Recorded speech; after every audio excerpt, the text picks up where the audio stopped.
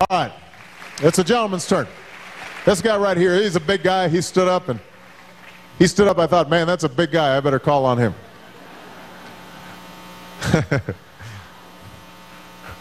Say, you're big too. I agree. Don't worry, I'm not saying you're not big. All right, go ahead. Thank you, Mr. President.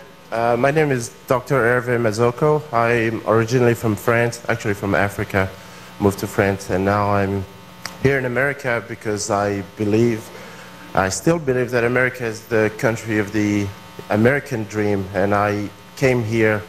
I'm a scientist, president of renewable energy startup, and I came here because I really believe that America can become the first country for clean energy.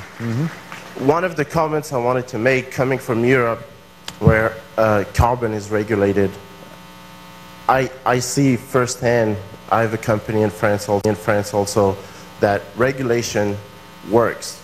It creates jobs. My company has been growing 30% every year in France for the past 2 years, and I really want to see that happen here. And I think that even if you don't believe in climate change, there's like byproducts that are awesome.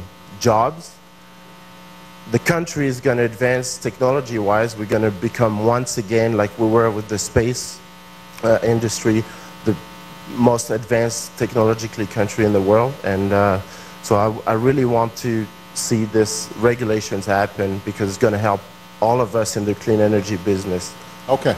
Well, let me just talk about this is, you know, when the conservatives, you know, have their conventions and they yell at me and say how terrible I am. Along with healthcare, this is the other thing that they usually point out, which is that, you know, the president wants to create this cap and trade system, and it's going to be a job killer, and it's one more step in the government takeover of the American economy. So this is a good place for me to maybe just spend a little time talking about energy and climate change. First of all, we just got 5 feet of snow in Washington, and so everybody's like, a lot of the people who are opponents of climate change, they say, see, look at that, there's all this snow on the ground, you know, this doesn't mean anything. I want to just be clear that the science of climate change doesn't mean that every place is getting warmer. It means the planet as a whole is getting warmer.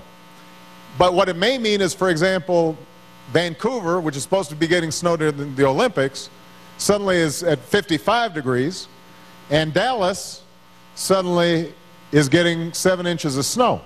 What the idea is that as the planet as a whole gets warmer, you start seeing changing weather patterns, and that creates more violent storm systems, more unpredictable weather. So any single place might end up being warmer. Another place might end up being a little bit cooler. There might end up being more precipitation in the air, more monsoons, more hurricanes, more tornadoes, more drought in some places, floods in other places. So that's one aspect of the science that I think everybody should understand. That's point number one. Point number two, the best way for us to unleash the free market, the best way for us to unleash the free market and capitalism and innovation and dynamism in the energy sector is for us to fully take into account all the costs that go into producing energy and using energy. And what do I mean by that? Look, if you tell a company that there are no mileage standards on cars, then people end up making Hummers. Right? And everybody drives Hummers until finally gas gets so crazy, and at a certain point people start saying, maybe I should get a more fuel-efficient car. A fuel efficiency standard in place that says your car needs to get 20 miles a gallon or 30 miles a gallon. Suddenly, all these engineers are thinking, well, how do we do that? And all these companies start coming up with new technologies that make your cars more fuel efficient. Ultimately, you end up seeing jobs and businesses thriving in response to the regulation that's been put there. Now, that's one way to regulate, is just to tell people you got to produce more energy efficient cars. Another way of doing it is just to send a price signal. You say it's going to be more expensive for you if you've got a less fuel efficient car. Well, that's the only idea that we're trying to talk about when it comes to these greenhouse gases that are causing global warming. If we say that, you know what, the pollution that's being sent into the atmosphere has a cost to all of us. In terms of, in some cases, the air we breathe that's causing asthma, in some cases because it's causing climate change.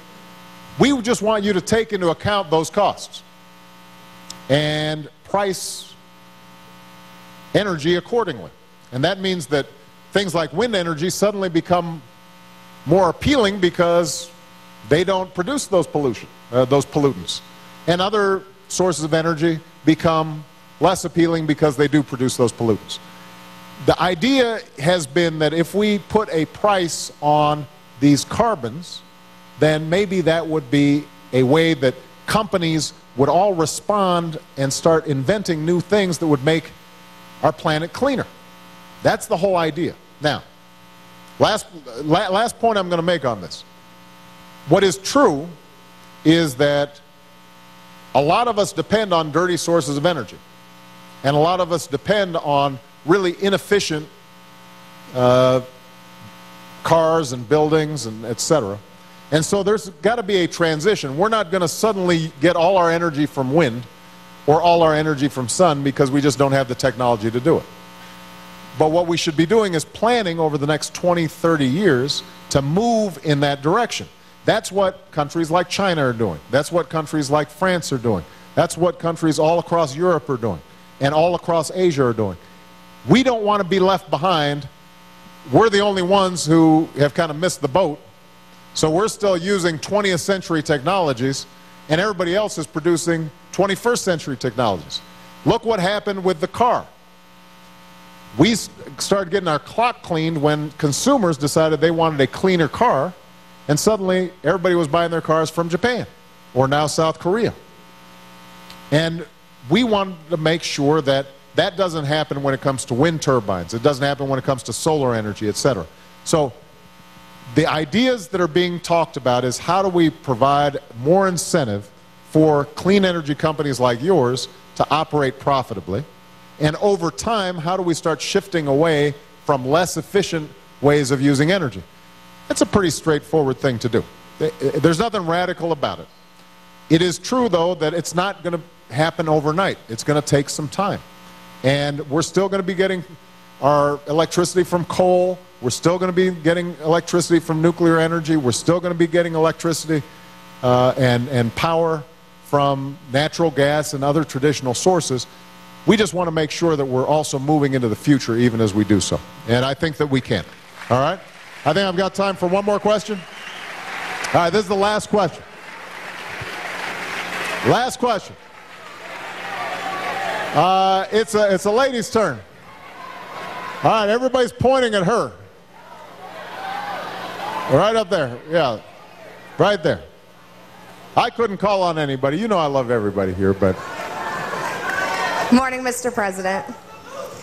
My name is Terry Wright, and I teach math right here at Green Valley High School. Excellent.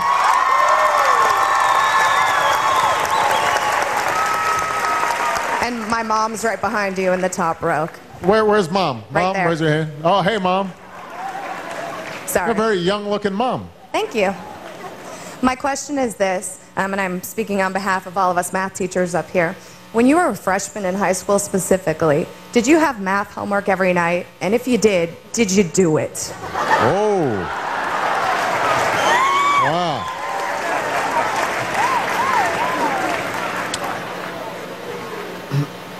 The answer is yes, and sometimes. But first of all, let me thank you for being a math teacher, because we need more math teachers, we need more science teachers, we need more teachers generally who are enthusiastic about their work and their job. So thanks to all the teachers here. We love teachers.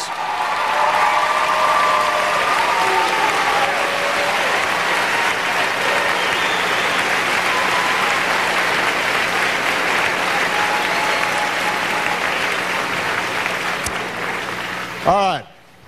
Now, we are actually, unfortunately, our students are falling behind in math and science internationally. We used to rank at the top, and now we're sort of in the middle of the pack when it comes to math and science performance. This is why one of the things that I've been emphasizing this year, and this actually hasn't been subject to a lot of controversy, this is an area where we've been able to get good cooperation between Democrats and Republicans, is promoting math, science, education, math and science education, promoting technology education,